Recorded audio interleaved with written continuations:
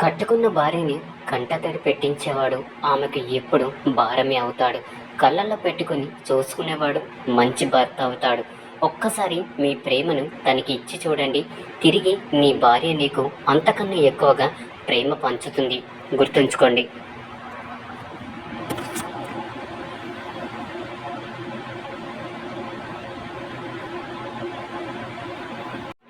పుట్టింట్లో అమ్మ నాన్నలతో ఉన్నప్పుడు ఎంతో గారాబంగా పెరుగుతూ చిన్న దెబ్బ తగిలిన అరిచి గోల చేసే కూతురు ఈ రోజులలో అత్తింట్లో చెయ్యి కాల్చుకొని వారి మాటలు తోటాలతో మనసులు ఎంత బాధగున్నా కనీసం తల్లిదండ్రులతో కూడా చెప్పకుండా అన్నీ ఓర్చుకుంటున్న కూతుర్లు ఎందరో కాదంటారా? అందరూ అంటూ ఉంటారు, మీకు ఎలా మాట్లాడాలో తెలియకపోయినా పర్వాలేదు, కానీ మనసులో ఒకటి పెట్టుకొని బయటికి మాత్రం ఇంకోలా ప్రవర్తించే గుణాన్ని కలిగి ఉండాలని. అవునా? కానీ ప్రజలందరూ తాత్కాలికమైన తీయని మాటలే నచ్చుతూ ఉంటాయి.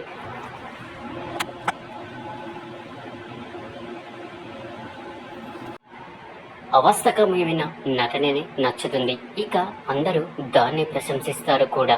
అందరూ దానికే ముగ్ధులవుతారు కూడా. అవునా?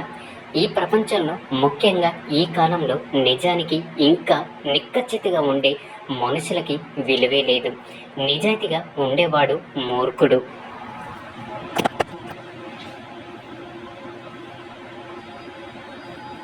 ఇక నిక్కచ్చితిగా ఉండేవాడు నిష్ఠూరుడు. అబద్ధాలు ఆడేవాడు ఆత్మ బంధువు. నటించేవాడే నారాయణుడు అన్నట్లుగా నడుస్తుంది ఈ లోకం. అవునా? కానీ అబద్ధాలు ఆడేవాడు అమాయకులను మోసం చేయవచ్చు, కానీ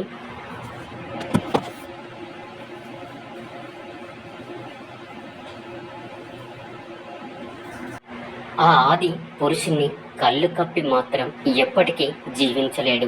ఇక నటించేవాడిని నారుడు క్షమించవచ్చు, నారాయణుడు కూడా క్షమించవచ్చు, కానీ కర్మ మాత్రం ఎప్పటికీ క్షమించదు.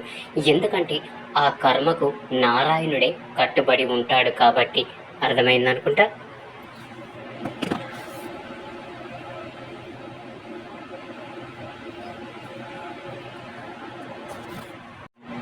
మనుషులు సత్యం ఏమిటో తెలుసుకోవడానికి తప్పిస్తూనే ఉంటారు. ఎప్పుడు ప్రయత్నిస్తూనే ఉంటారు. వారికి వారి యొక్క జన్మతనే సత్యం అంటే ఏమిటో తెలుసుకోవాలనే జిజ్ఞాస ఉంటుంది. మరి అయితే ఆ కోరికను వాళ్ళు ఎలా తీర్చుకోగలుగుతారు?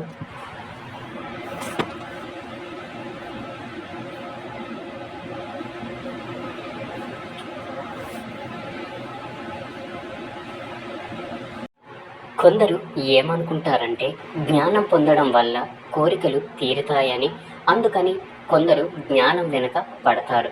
మరికొంతమంది ఏమనుకుంటారంటే ఈ కోరికలు తీర్చుకోవడానికి ధనం ఇంకా శక్తి అవసరం అవుతుందని. అందుకే వాళ్ళు ధనాన్ని శక్తిని పొందడానికి ప్రయత్నిస్తూ ఉంటారు.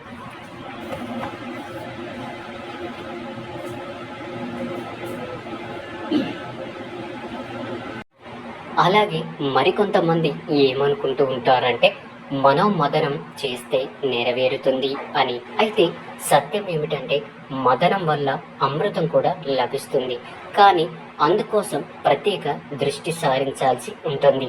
సరైన మధ్యమం ద్వారా ముందుకు వెళ్ళాల్సి ఉంటుంది.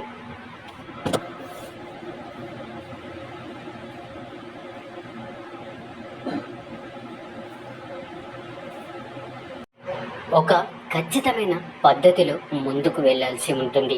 ప్రతిఫలిస్తుంది. ఏదైనా వాయిద్యాన్ని తీసుకోండి. దాని నుండి స్వరాలు ఎప్పుడు వస్తాయంటే దాని యొక్క తీగను సరిగ్గా లాగి కట్టినప్పుడే. ఒకవేళ గట్టిగా కట్టారు అంటే ఆ తీగ తెగిపోతుంది.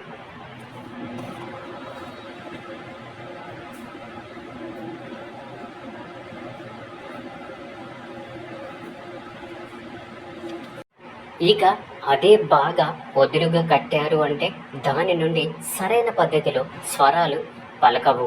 ఒక అత్యంత మహత్తరమైన విషయాన్ని గుర్తుపెట్టుకోండి. సత్యాన్ని పొందాలి అంటే ఉండాల్సిన ప్రాథమిక ఆధారం నిబద్ధత. ఈ నిబద్ధతను జీవితంలో అలవర్చుకుంటే సత్యం అనేది స్వయంగా దానంతట అదే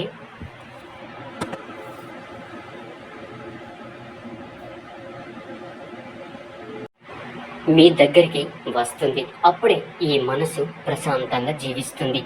ఎదుటివారు మనకి ఇచ్చే సమయాన్ని బట్టి మన విలువ అర్థమైపోతుంది.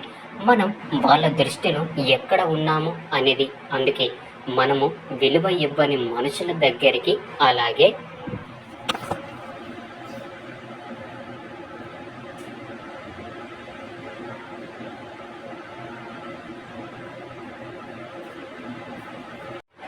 మనకు విలువలేని చోటికి ఎప్పుడు వెళ్ళకూడదు. అక్కడే మన ఆత్మగౌరవం దెబ్బతింటుంది.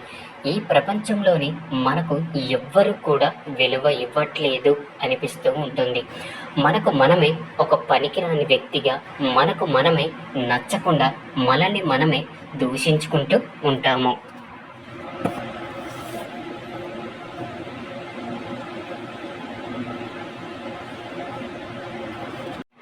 ఇక మనిషికి ఆత్మగౌరవం దెబ్బతిన్నప్పుడు హృదయంలో ఒక అగ్నిజ్వాల రగులుతుంది. ఇక ఆ అగ్నిజ్వాలలలో మనసులో ఉన్న మంచితనం తగలబడిపోతుంది. అవునా? కానీ మీ విలువేంటో మీకు అర్థమయ్యేది మిమ్మల్ని ప్రేమించే వారికి, మిమ్మల్ని గౌరవించే వారికి, నిన్నుగా ఇష్టపడే వారికి సమయాన్ని ఇచ్చినప్పుడే అర్థమవుతుంది.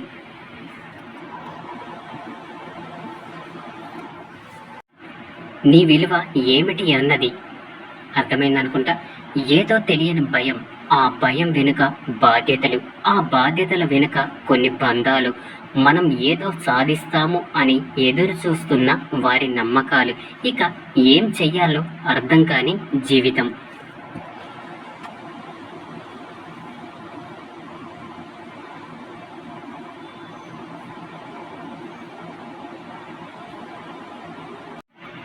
అవునా?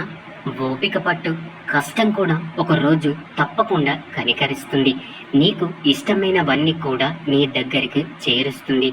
బాధ రగిలి రగిలి ఏదో ఒకరోజు కసిగా మారుతుంది.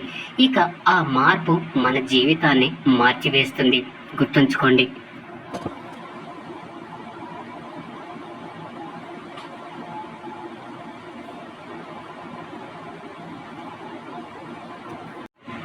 రావణ రాజ్యంలో ఉండి కూడా విభీషణుడు చెడిపోలేదు.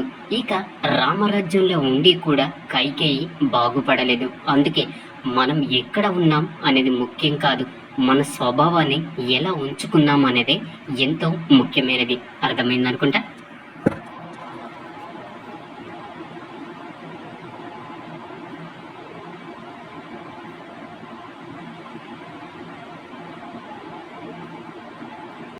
ఇక అందరూ నాతో పాటు ప్రేమతో ధ్యానించండి. రాధాకృష్ణ.